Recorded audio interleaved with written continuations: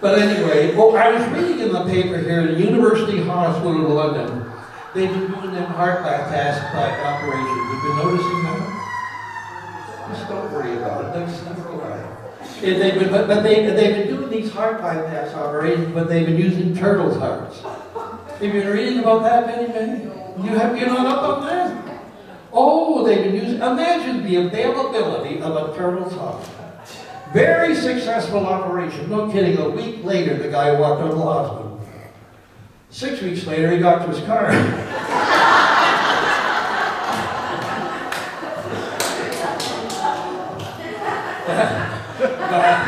Thank you, Benny. I wish it was catching me. But anyway, no, my friend Harry, I wanted to tell you this.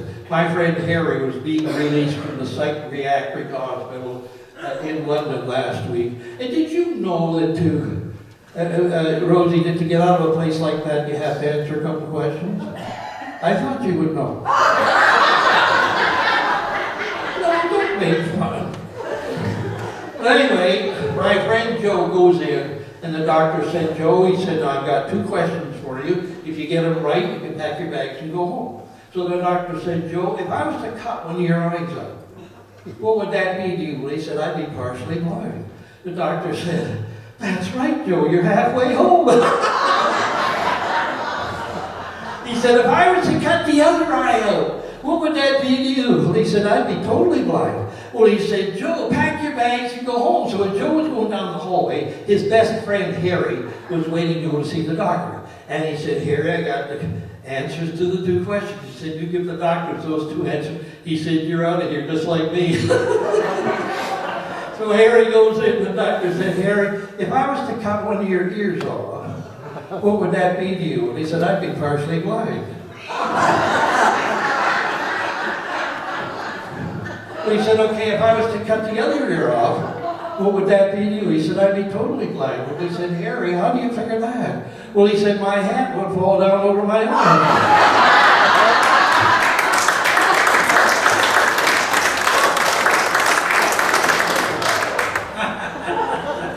Oh, dear. I don't know. I was in the doctor's office the other day, and I said to him, what's good for excessive wind? He said, a kite. Did she not hear that? But anyway, I was going to tell you, a lady brought her son in. He had swallowed 25 quarters. Can you imagine, Larry? 25. So an hour later, I said to the doctor, this was in the emergency ward, and I said to the doctor, I said, I don't mean to offend. I said, I don't mean to take up your time. But I said, that little boy that swallowed the 25 quarters, I said, how is he doing? Oh, he said, no change yet.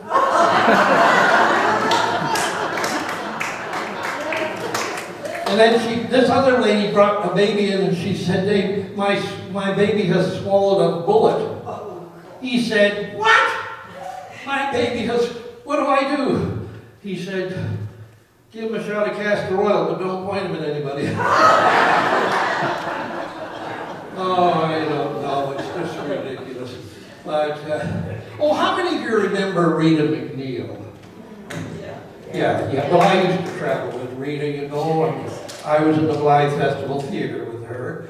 And during intermission, I don't know whether you've ever been in the Blythe Festival Theater, but during intermission, there was this guy lying across 3 seats in the back, and he was moaning and groaning and carrying on. The manager came in, and he thought, this guy's drunk. I got to get him out of here. And he thought, I'll give him 10 minutes. So he came back in. The guy was moaning and groaning even worse. So he thought, I got to expel him. So he went up to the guy and said, sir, where are you from? He said, from the balcony. I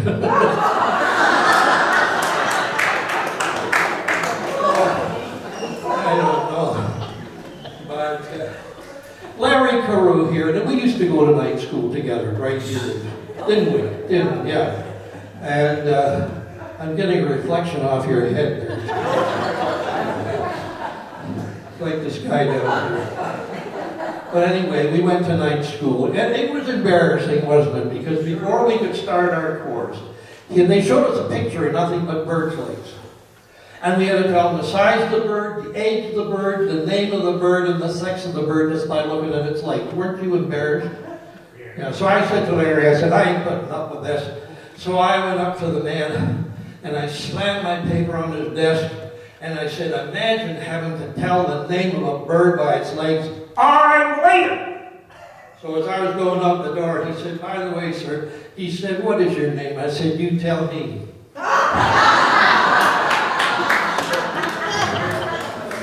For goodness sake. It says a prison van has been in collision with a cement mixer in Kingston Bypass. Rosie, were you reading that? A prison van in collision with a cement mixer on the Kingston Bypass. A motorist are urged to be on the lookout for 16 hardened criminals.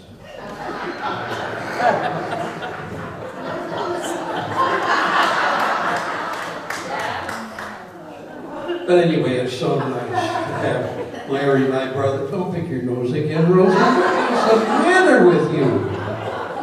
Honestly, you need my hanky here? I don't think you'd want this. But anyway, it's so nice to see my brother-in-law and sister here, you know. And it was so nice of you to have Hester, Sue, and I over for dinner last week. That was nice, you know. The trouble is that Larry and I keep getting mixed up for one another. And do you know what came out at the table? That at Christmas time, Betty May had given Larry a 24-piece puzzle. Wasn't that sweet? 24. He said, you know, I put that together in 5 days. Oh, she said, Larry, that's good. Oh, she said, that's good. Oh, he said, I know it's good. It says 3 to 4 years on the package.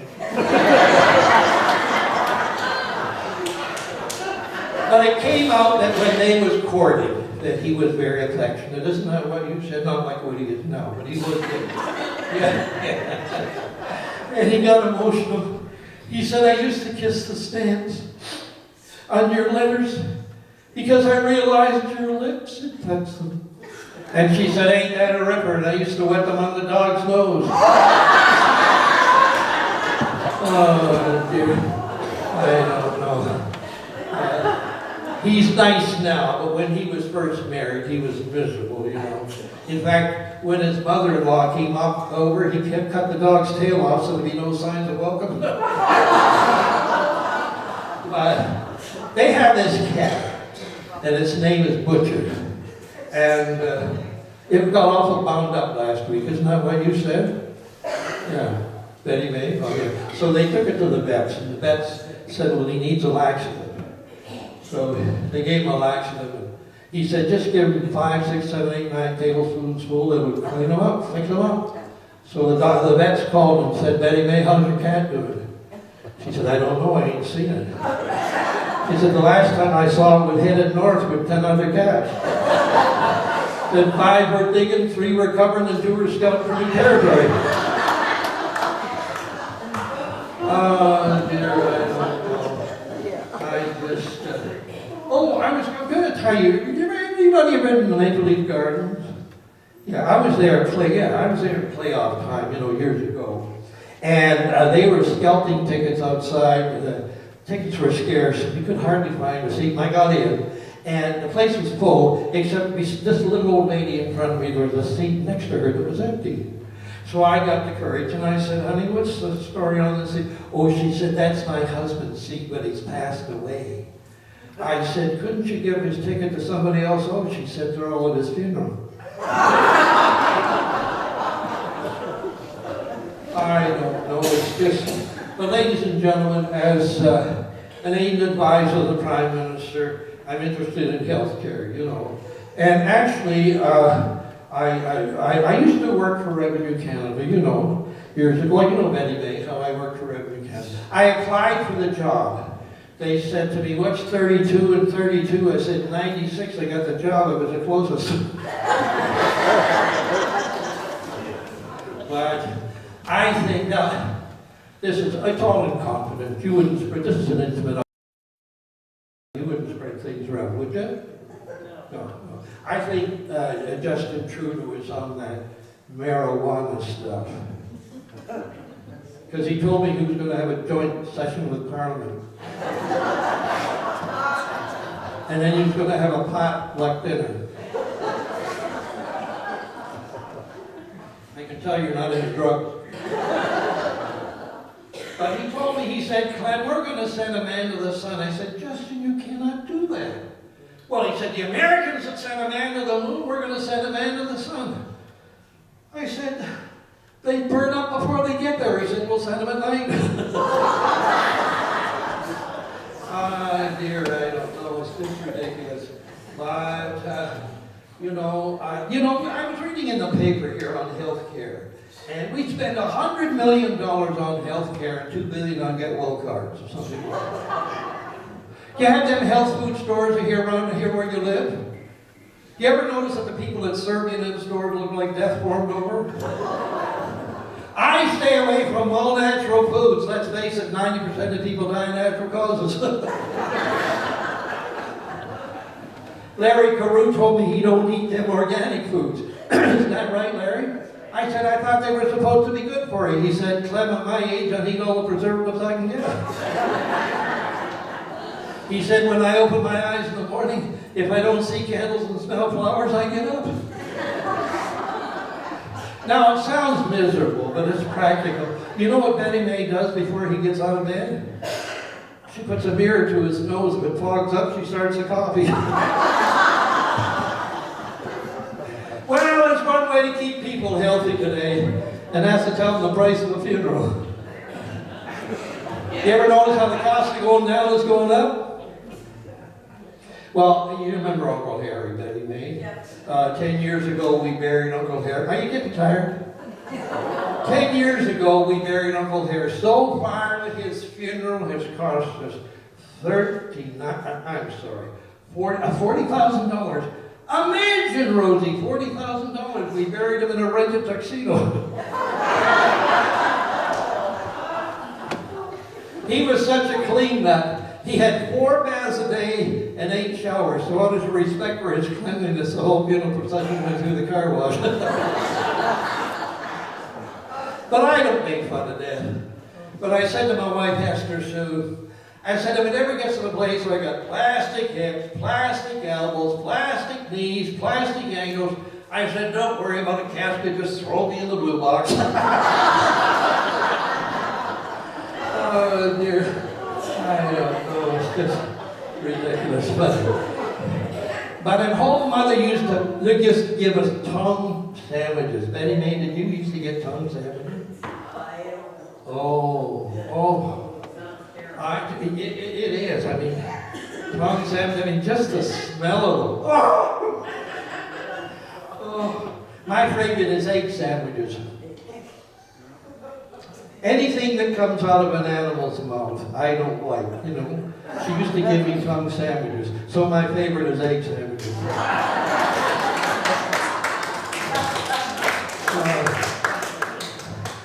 You know you're getting old when they admire your alligator shoes and you're going barefoot. You know you're going old when you say, do I want to cut my toenails or do I want to breathe?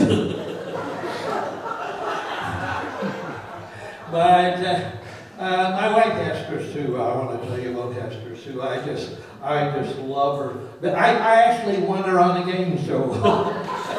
Yeah, she was all dressed up in white. I thought she was a refrigerator.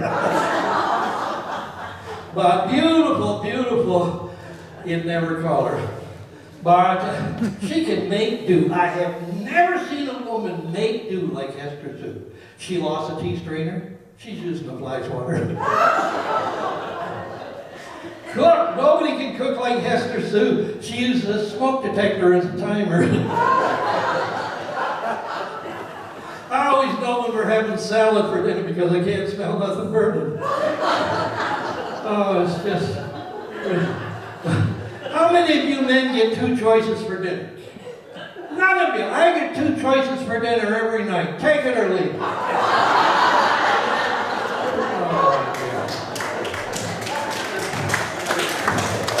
She always wanted a Jaguar, so I bought her a Jaguar. Somebody said, how does she like it? I said, I don't know, it ate her up. But I love every hair on her lip. I never know whether she's got a mustache or just finished drinking cocoa, you know. Oh, I just love her. She thinks she can sing, you know. She thinks she can sing. And, but she thinks she's like Celine Dion and Anne Murray, you know. But you know what I think? A frog makes the same noise and you can eat its legs. But she's been putting on the pounds lately, and I don't make fun of her. I almost have to have double vision to take her all in, you know. It's just... But she's been trying to do something about her weight. She's been going to one of them their diet centers, you know, the diet. In fact, last month alone, she lost over $300. I bought her a bathing suit that makes her hips look real slim. It's got shoulder pads. But she comes by her weight. I know it's not politically correct to tell weight jokes, you know, people, but I'm just telling you the truth. She comes by it honestly. Her mother is what you would call full-fingered. You know what I'm saying? Well, you know. And her mother moved in with us 8 months ago. Oh, we never had a sunken living room until she moved in. We got this Persian rug. She sat on the cat.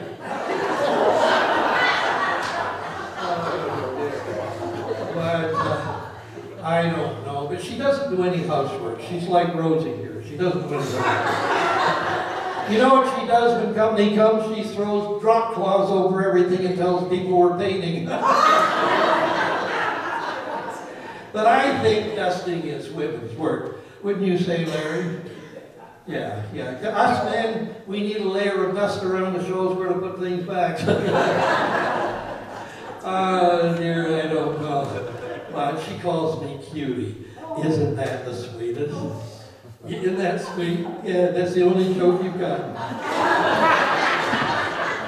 I get chills up and down. In fact, when I came out tonight, she said, "Goodbye, cutie." Yeah, it's short for chronic urinary tract infection.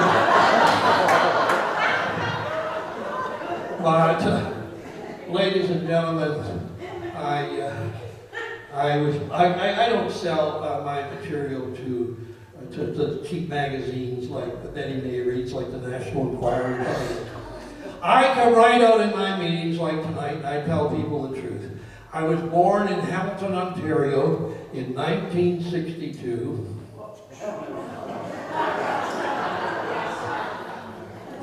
But I'm insulted.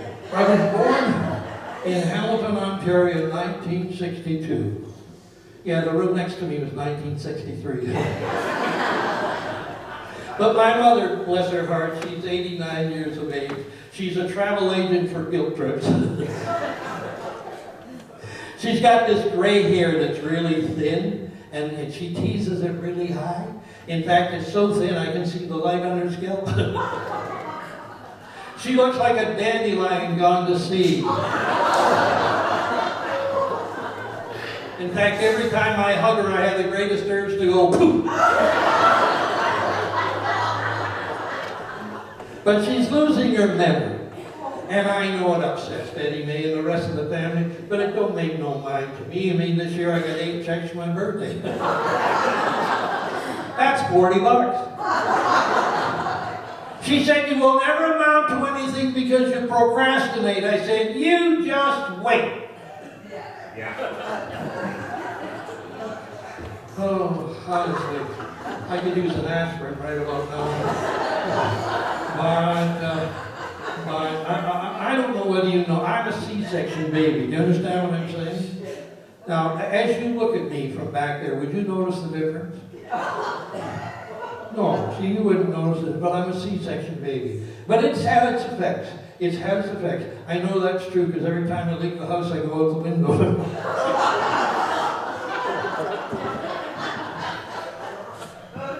I had a terrible childhood. I never felt wanted, Betty May. My father used to give me my allowance in traveler's checks. I had no friends. You know the teeter-totter? I had to keep running from one end to the other.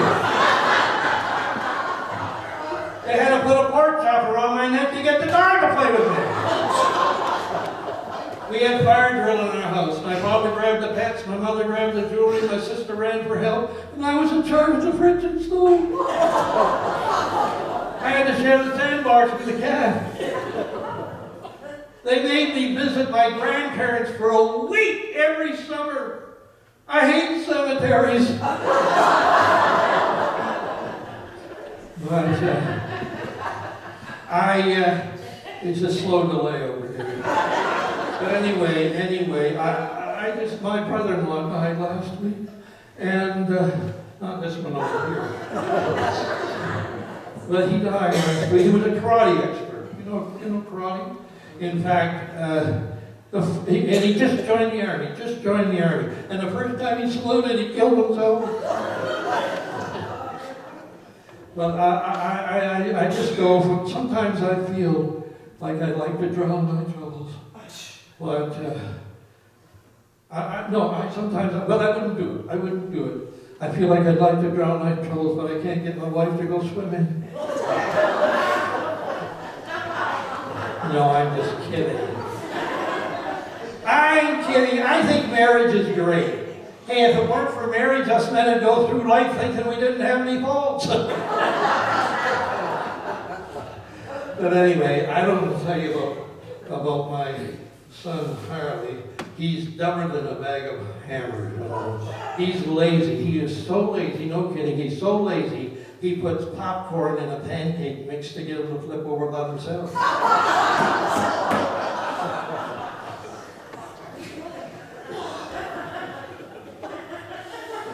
He went into the bank the other day, Toronto Dominion Bank.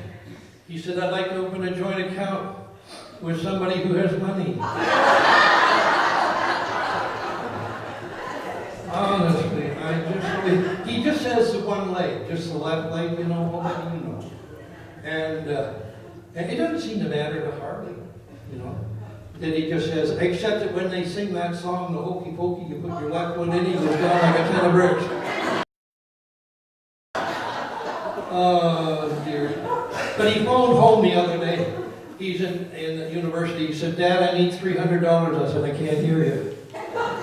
He said, I need $300. I said, I can't hear you. The operator come on the line. She says, well, I can hear him. I said, good, you give him the $300. But he said, I'm going to join the army. I said, Harley, you want to join the army? I said, join the army. He said, I had to have a physical. I said, what did they do? He said, one doctor looks in one ear, and the other doctor looks in this other ear. He said, if they can't see each other, they get in. He said, if they can see each other, you become a member of Parliament.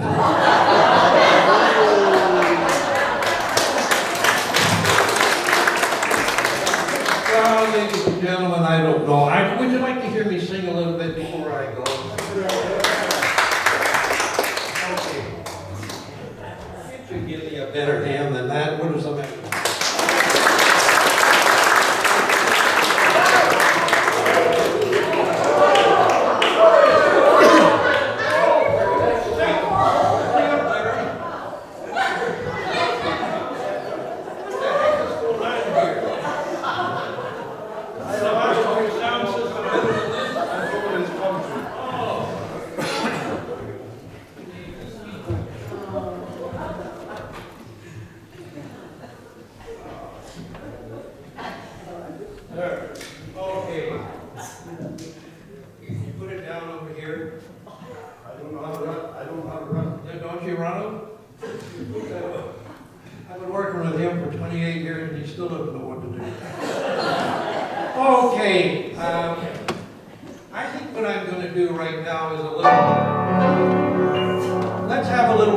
You know, let me call you sweetheart. Okay, let's sing that.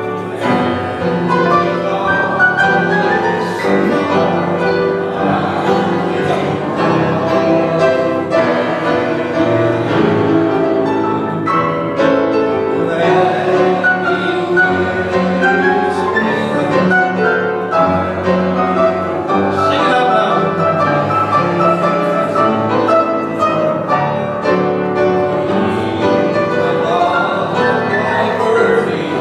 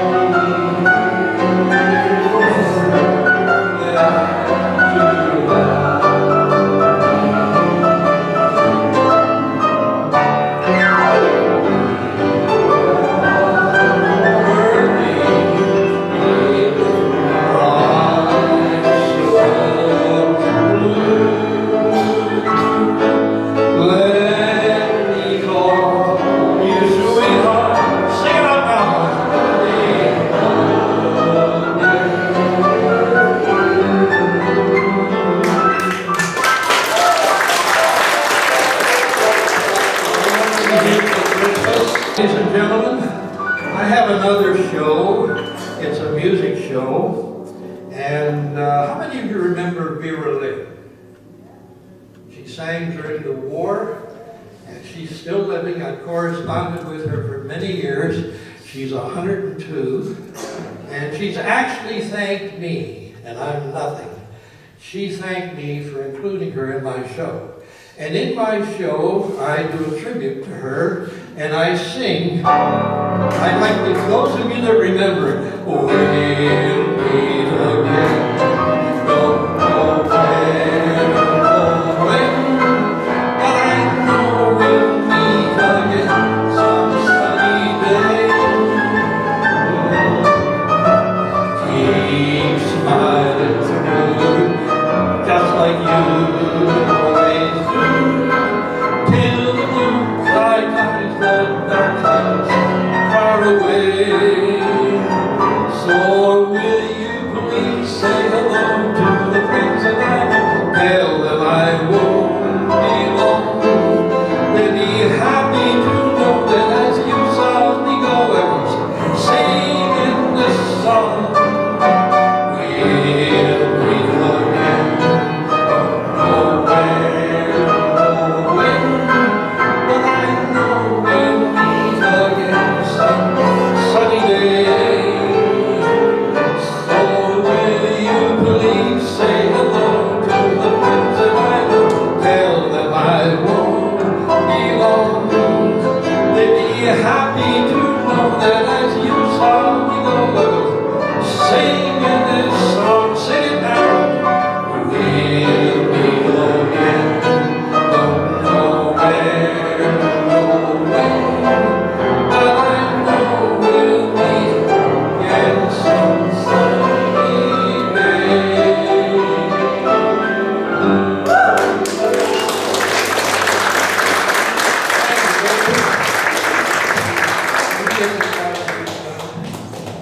Oh, is that this one I'm going to use here?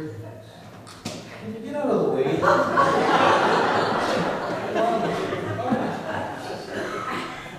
You're fired. Well, ladies and gentlemen, you have been such a good audience tonight. You know, Country Clem didn't mean any harm. He wouldn't intentionally offend anybody. It says a lot of good things when people can take a little joke and laugh at themselves. Some people can't do that. But you have been such a good audience. Will you give yourselves a big hand for being such a good audience? Ladies and gentlemen, my allotted time is up.